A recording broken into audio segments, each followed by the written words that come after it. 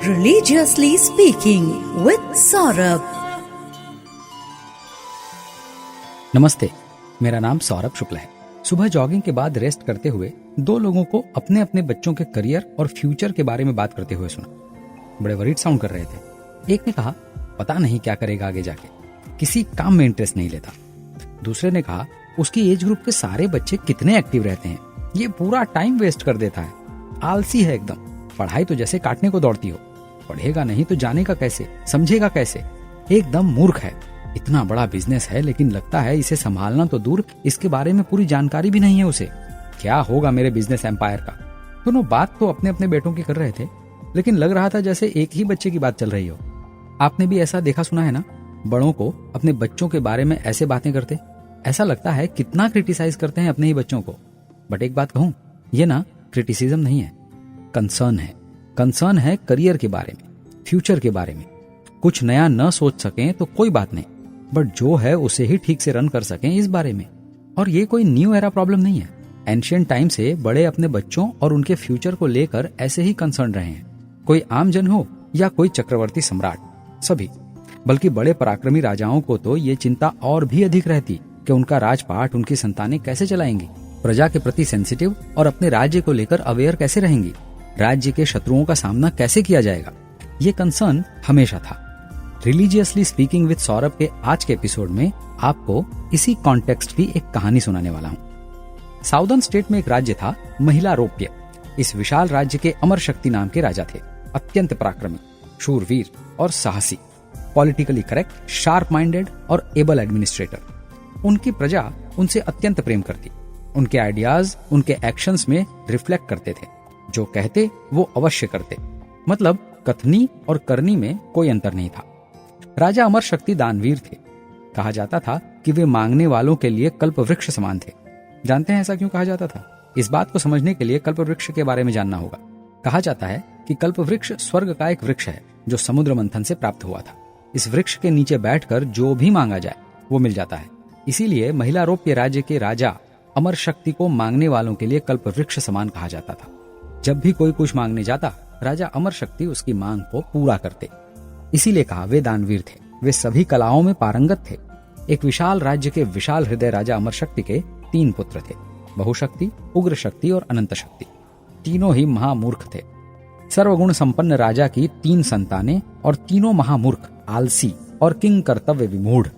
इस अंतिम शब्द के लिए हिंदी डिक्शनरी रेफर कीजिएगा, किंग कर्तव्य विमूढ़। तीनों ही पूरे दिन कुछ नहीं करते, ओनली वेस्ट ऑफ टाइम। राजकुमार थे लेकिन राजकाज में कोई ध्यान नहीं रहता। अपने राज्य के बारे में शायद ही कुछ पता हो उन्हें। पढ़ाई लिखाई से कोसों दूर रहते। ऐसा भी नहीं था कि किसी एक्टिविटी में लिप्त रहते थे, इसलिए राज्य के कार्यों में या कुछ जानने सीखने में इंटरेस्ट नहीं लेते। वे एक्चुअली कुछ नहीं करते थे। राजा अमर शक्ति इस कारण बहुत दुखी रहते थे। निरंतर इसी चिंता में रहते कि उनके बाद उनके राज्य का क्या होगा। इन तीनों मूर्ख बेटों में से तो कोई भी इतने बड़े राज्य का शासन संभालने में सक्षम नहीं है। राजा हमेशा सोचते कि ऐसी मूर्ख संतानें होने से तो अच्छा होता कि कोई संतान न होती। सही भी है, ऐसी संतान जो अपने परिवार, समाज, राज्य और राष्ट्र के बारे में कुछ कर सकने में इसलिए असमर्थ हो क्योंकि वो महामूर्ख है और समझाने पर भी कुछ न करने को ही प्रधानता देती हो, तो वो माता पिता के लिए दुख का कारण ही बनती है। इसलिए राजा ऐसा ही सोचते कि इससे अच्छा कोई संतान न होती तो इतना दुख तो ना होता जितना इनके महामूर्ख होने से हो रहा है। क्या किया जाए कि चिंता से ग्रस्त राजा अमर शक्ति ने एक दिन अपने श्रेष्ठ मंत्रियों की बैठक बुलाई। Yes, cabinet meeting. इस बैठक में राज्य के एक से बढ़कर एक विद्वान पंडित भी उपस्थित हुए। राजा अमर शक्ति के राज्य में 500 से भी अधिक विद्वान और महापंडित थे। राजा ने इस समस्या को अपने मंत्रियों के सामने रखा और उनसे पूछा कि बहुशक्ति, उग्र शक्ति और अनंत शक्ति को बुद्धिमान, धैर्यवान, शूरवीर और कुशल प्रशासक कैसे बनाया जाए, इनकी शिक्षा कैसे पूर्ण की जाए, इनकी बुद्धि का विकास कैसे हो।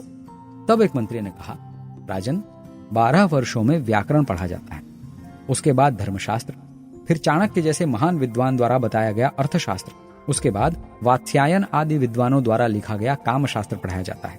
मतलब 12 वर्षों तक व्याकरण, उसके पश्चात धर्मशास्त्र, अर्थशास्त्र और कामशास्त्र पढ़ाए जाते हैं, तभी मनुष्य की बुद्धि का विकास होता है। इतनी लंबी शिक्षा के लिए समय बीत चुका था। राजा के एक अमात्य ने कहा, राजन, हमें ऐसी शिक्षा के बारे में विचार करना होगा जो कम समय में पूर्ण हो जाए और इन सभी विषयों का समावेश कर ले। अमात्य का सजेशन ये था कि कोई ऐसा शास्त्र चुना जाए जिसमें इन सभी शास्त्रों का जीस्ट आ जाए। ये शास्त्र शॉर्ट में हो और इजी टू अंडरस्टैंड हो। आखिर पढ़ाना भी तो महामूर्खों को था। सजेशन सुनकर सभा में सन्नाटा छा गया। मंत्रियों में खुसुर पुसुर होने लगी।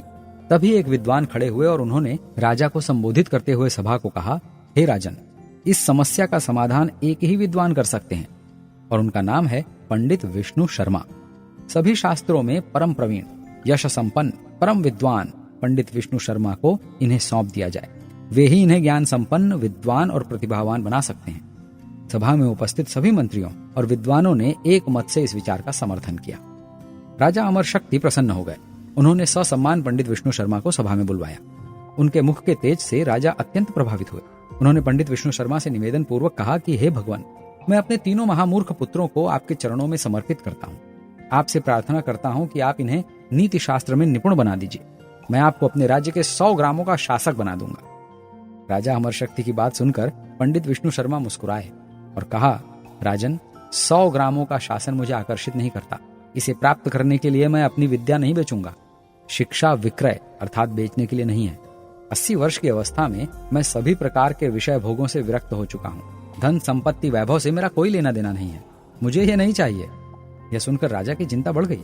वो कुछ बोलते उससे पहले ही पंडित विष्णु शर्मा बोले, किंतु मैं आपके पुत्रों को शिक्षित अवश्य करूंगा। अगले 6 महीनों में यदि मैं आपके पुत्रों को नीति शास्त्र निपुण न बना सका तो मैं अपने नाम का त्याग कर दूंगा। वो बात बात पर आज लोग बोल देते हैं ना, ऐसा नहीं किया तो मेरा नाम बदल देना, वैसा ही कुछ। लेकिन ये पंडित विष्णु शर्मा थे, ऐसे ही नहीं बोल रहे थे।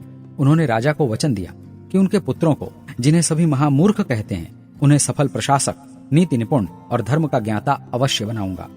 राजा अमरकीर्ति प्रसन्न हो गए और उन्होंने अपने तीनों पुत्रों बहुशक्ति, उग्र शक्ति और अनंत शक्ति को पंडित विष्णु शर्मा को सौंप दिया। पंडित विष्णु शर्मा ने उन्हें शिक्षित करने के लिए उत्तम नीतिपूर्ण सभी विद्याओं के सार से युक्त एक ग्रंथ की रचना की, जिसे हम आज पंचतंत्र के नाम से जानते हैं। यह थी कहानी पंचतंत्र के अस्तित्व में आने की। रिलीजियसली स्पीकिंग, नीति और धर्म की बातों को सीखना इतना भी सरल नहीं है और न ही बहुत कठिन है। बस हमें धर्म में बतलाई गई बातों को रिलीजियसली फॉलो करना है। समझ गए ना? जय राम जी की। Religiously Speaking with Saurabh.